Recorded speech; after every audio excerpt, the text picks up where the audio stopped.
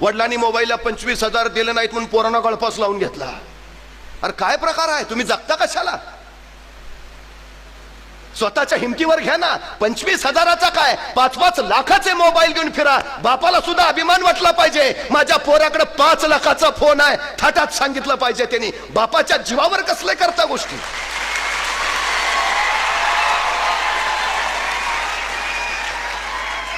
ह्या सगळ्या गोष्टी करायला तुमच्याकडं आयुष्य पडलंय. हवं ते करता येईल, हवं ते करता येईल. आता वेळ अभ्यास करायची आहे, आता वेळ स्वतःच्या आयुष्याला आकार द्यायची आहे. त्याकडं लक्ष दिलं पाहिजे. हे महत्वाचं आहे, सगळ्यात महत्वाचं. नाहीतर कुणी विचारणार नाही, अजिबात नाही. मी कधीच असं म्हणत नाही मुलांना अभ्यास करा. पालकांनी सुद्धा मुलांना अभ्यास करा म्हणण्यापेक्षा आधी अभ्यास का करायचा आहे ते एकदा सांगा.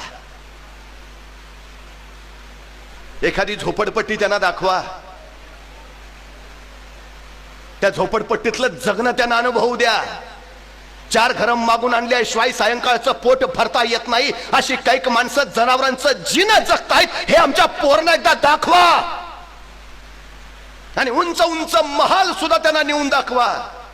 त्यांना सांगा ह्या झोपडपट्टीत आहे, उघडा नगडा अनवाणी भीक मागत जगतोय, कारण हा अडाणी आहे, शिकला नाही, आणि हा महालात राहतोय. याचं कारण भारतातलं शिक्षण पूर्ण करून परदेशातलं शिक्षण घेऊन तो इथं आलाय. हा थाट, ही श्रीमंती, ही स्वतःच्या गुणवत्तेच्या बळावर मिळवता येते. हे सांगा, तुला कुठलं जगणं स्वीकारायचं आहे, ते झोपडपट्टीतलं का महालातलं? मग ठरवेल तो त्याला काय करायचंय, काय म्हणून त्याला जगायचं आहे. हातपाय त्यालाही आहेत, अडचण काहीच नाही. यश आणि आपण यांच्यामध्ये फक्त भीती उभा असते, भीती. जगात घाबरण्यासारखं दुसरं काहीच नाही. घाबरण्यासारखी फक्त एकच गोष्ट आहे, भीती. भीती बस. ही भीती एकदा बाजूला केली की मग जग आपलं आहे, दुसरं काही नाही. छोटा नरेंद्र आंब्याच्या बागेत गेला होता, आंबे पाळ खात होता. पहारेकरांना बघितलं, त्यांना झटकायला तो आला आणि त्या नरेंद्रना खाली उतरावा म्हणून तो पहारेकरी नरेंद्रला म्हणाला, अरे खाली उतर, त्या झाडावर भूत आहे, भूत. तो छोटा नरेंद्र म्हटला, भूत आहे का? मग आधी त्याला भेटतो आणि मग खाली येतो. भीती नाही. त्या निर्भय नरेंद्राचेच पुढे स्वामी विवेकानंद झाले. काढून टाका ना भीती डोक्यात ना, अजिबात काही विषय नाही. एक गोष्ट लक्षात ठेवा, मानव वंशशास्त्रज्ञ असं सांगतात की नुकतंच जन्माला आलेलं एखादं नवजात बाळ तुम्ही आम्हाला आणून द्या आणि त्याला काय बनवायचंय ते सांगा, आम्ही त्याला घडवून दाखवतो. काही सांगा, घडवता येतं, बनवता येतं, हवं ते तयार करता येतं. सगळं आहे तुमच्यात, सगळं. फक्त आजूबाजूचं वातावरण, आजूबाजूची परिस्थिती आणि तुमच्यावर होणारे संस्कार तसे हवेत, मग तसं घडता येतं. हे वैशिष्ट्य आहे सगळ्यात महत्वाचं. आईला वाटायचं खूप की छोट्या एडिसननं शिकावं, पण एडिसन बहिरा होता आणि बहिरा होता म्हणूनच मतिमंद असल्यासारखा होता. पण आईची इच्छा आहे शिकावं त्यांनी, आणि तिने या छोट्या एडिसनला शाळेत टाकलं. एडिसन शाळेत जायला लागला. शिक्षक शिकवत होते पण या एडिसनला ऐकूच येत नव्हतं. ऐकूच येत नाही तर ग्रहण काय करणार? ग्रहणच काही नाही झालं तर कळणार काय, शिकणार काय? विषयच नाही. शिक्षकांनाही प्रयत्न केले पण 4-5 दिवसानंतर त्यांच्या लक्षात आलं काही उपयोग नाही. शेवटी एके दिवशी एडिसन शाळेतनं घरी निघाला. त्यावेळी त्या शाळेतल्या शिक्षिकेनं एक पत्र त्या एडिसन जवळ दिलं आणि सांगितलं, घरी जाऊन तुझ्या आईला दे. एडिसन घरी आला. आईनं विचारलं, एडिसन कसा गेला आजचा दिवस? एडिसन म्हटला, खूप छान. आणि एडिसननं त्या शिक्षकांनी दिलेलं पत्र आईच्या पुढे धरलं. आई, आमच्या मॅडमनी दिलंय. एडिसनच्या आईनं ते पत्र फोडलं. ती वाचायला लागली. त्या चिठ्ठीत एडिसनच्या शिक्षिकेनं लिहिलं होतं, तुमचा एडिसन शिकण्याच्या पात्रतेचा नाही. जगातला कुठलाच शिक्षक तुमच्या मुलाला शिकवू शकत नाही. तो कधी शिकू शकत नाही. कृपा करून त्याला उद्यापासून शाळेत पाठवू नका. आमची शाळा मतिमंदांना शिकवत नाही. एडिसनच्या आईच्या डोळ्यातनं खळ दिशा अश्रू सुटला. एडिसनने विचारलं, आई काय लिहिलंय ग? आपल्या मुलाला आपला अश्रू दिसू नये म्हणून एडिसनच्या आईनं तो अश्रू पुसला आणि हसत एडिसनची आई एडिसनला म्हणाली, अरे बाळा, तुमच्या बाईने लिहिलंय की तुमचा एडिसन खूप हुशार आहे. इतका हुशार आहे की त्याच्या वर्गातल्या बाकीच्या मुलांना त्याच्या हुशारी इतकं व्हायला खूप वेळ जाईल. त्यामुळे काही दिवस तुम्ही एडिसनला घरीच शिकवा, तोपर्यंत आम्ही वर्गातल्या मुलांना शिकवतो आणि एडिसन सारखं हुशार करतो, मग एडिसनला शाळेत पाठवून द्या. तू खूप हुशार आहे असं तुझ्या बाई म्हणत होत्या. एडिसन म्हणला, खरंच? आई म्हटली, हो. आता बाळा, उद्यापासून मी तुला घरीच शिकवणार, शाळेत नाही जायचं. आणि त्या छोट्या एडिसनला त्याची आई घरातच शिकवायला लागली, शिकवत राहिली. तो एडिसन हजारो प्रयोग करता झाला. आज हे तुमच्या डोक्यावर उजळणारे बल्ब, ट्यूब्स, लाईट दिसतायत, हे लकलकणारं झुंबर दिसतंय. एडिसन नसता तर हा विजेचा शोध, बल्बचा शोध लागला नसता. आज मोहम्मद रफींची, किशोर कुमारांची, लता मंगेशकरांची गाणी आम्ही कानात साठवत ऐकत राहतो. थॉमस अल्वा एडिसन निसते तर रेकॉर्डिंगचा शोध लागला नसता, मेणाची तबकडी तयार झाली नसती आणि जुनी गाणी उद्याच्या पिढीपर्यंत पोहोचली नसती. हा एडिसन आईनं घडवला. 40 वर्ष उलटली आणि 40 वर्षानंतर एडिसनची आई निर्वतली, मरण पावली. तेव्हा हा एडिसन आपल्या आईच्या खोलीत गेला. आईची ट्रंक उघडली आणि आईच्या त्या ट्रंकेमध्ये 40 वर्षापूर्वी त्याच्या शाळेतल्या शिक्षिकेनं दिलेलं ते पत्र सापडलं. एडिसननं ते उघडलं आणि वाचायला लागला. शाळेतल्या शिक्षिकेनं लिहिलं होतं, तुमचा मुलगा शिकण्याच्या पात्रतेचा नाही. आणि एडिसनच्या डोळ्यातनं घळ घळ पाणी उखळायला लागलं. मी शिकण्याच्या पात्रतेचा नसतानाही माझ्या आईनं माझ्या उरात उमेद पेरली की तू शिकू शकतोस.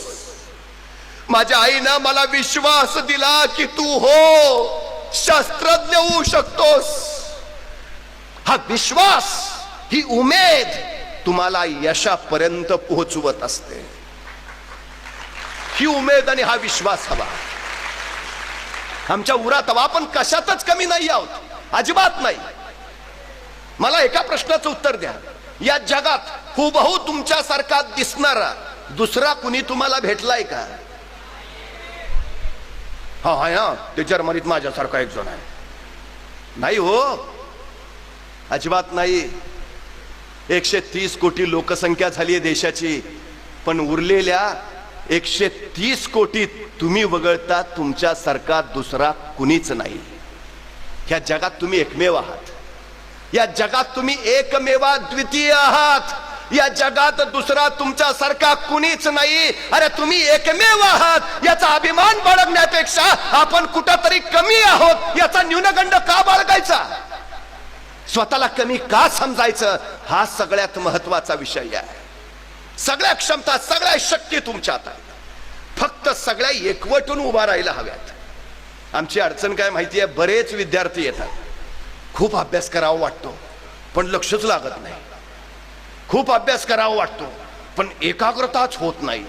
काय काय सांगतात, तो 4च तास अभ्यास करतो तरी सगळं त्याच्या लक्षात राहतं. मी 18 तास वाचत असतो तरी काहीच दुसऱ्या दिवशी लक्षात राहत नाही. आमच्या विद्यार्थ्यांच्या शंका आहेत, साहजिक आहे. तुम्हाला माहिती आहे हे का होतं? आपल्या मानसिक आणि शारीरिक शक्ती एकाच ठिकाणी केंद्रीभूत होणं आणि त्या केंद्रीभूत झाल्यानंतर जी ऊर्जा तयार होते तिला एकाग्रता असं म्हणतात.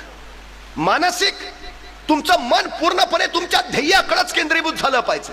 तुमच्या शरीराच्या सगळ्या शक्ती त्याच ध्येयाकडे केंद्रीभूत झाल्या पाहिजेत. मानसिक आणि शारीरिक दोन्ही शक्ती एकरूप होतील तेव्हा तुम्ही एकाग्र व्हाल. नाहीतर बसलाय पुस्तक घेऊन आणि मन, कांतारा बघितला नाही, अवतार 2 आलाय, काही लक्षात राहणार नाही, काही लक्षात राहणार नाही. एक गोष्ट कायम लक्षात ठेवा,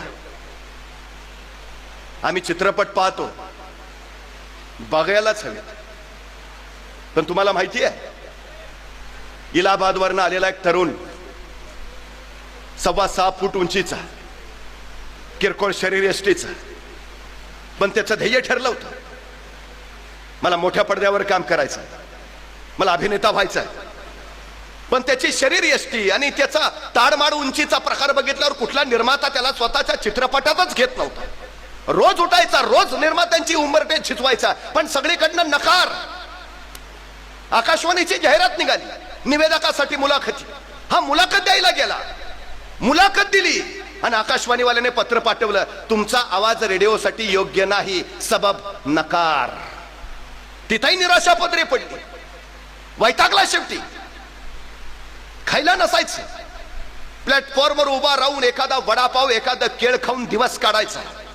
अशा भयान परिस्थितीत उंबरटे झिजवत होता, पण हाताला येत नव्हतं काही.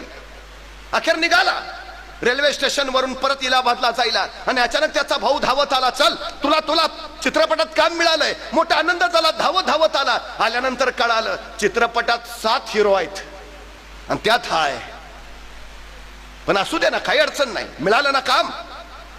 गेल्या 3-4 वर्षाच्या धडपडेला यश आलं. त्यांनी पहिला चित्रपट केला, सत्ते पे सत्ता. धडपडत राहिला, दार ठोठवत राहिला, कामं मिळत राहिली, छोटी मोठी करत राहिला. 17 चित्रपट केले आणि 17च्या 17 चित्रपट अपयशी ठरले. पण तरी हा झगडत राहिला, त्यांनी जिद्द सोडली नाही, चिकाटी ढळली नाही. करायचंय, मला अभिनेता व्हायचाय, मी होणार. 17 चित्रपट फ्लॉप झाल्यावर 18वा चित्रपट त्याचा आला, ज्याचं नाव होतं आनंद. या चित्रपटातली त्याची भूमिका गाजली आणि त्याला नवा चित्रपट मिळाला.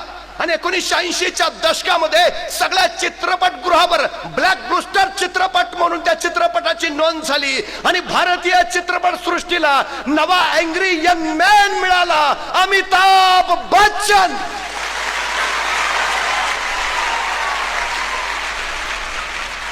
अमिताभ बच्चनचं युग सुरू झालं. यशाच्या एक एक पायऱ्या तो पुढे जात राहिला.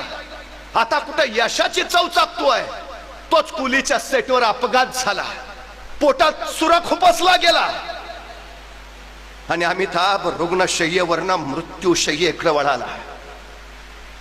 हात सेप्टिक झाला, पोटातली सगळी आतडी नासली. ऑपरेशन करताना चिमटा आत घातला आणि त्याच्यात आतड धरायला गेलं तर आतड तुटून वर यायचं. टाका घालणार कुठं आणि कुणाचा, आशा सुटल्या. आणि संपूर्ण भारत भूमीवर अमिताभसाठी प्रार्थना सुरू झाल्या. पण त्या मरणातनही तो वाचला, पुन्हा बाहेर आला, पुन्हा संघर्षासाठी सिद्ध झाला. चित्रपटाचा शूटिंग करताना सेटवर अपघात झालाय, जीवावर बेतलाय. आता परत तिकडे वळणार नाही, तो परत वळाला. आपल्या ध्येयाचं लक्ष त्यांनी अजिबात सोडलं नाही. तो परत चित्रपट सृष्टीत काम करत राहिला. परत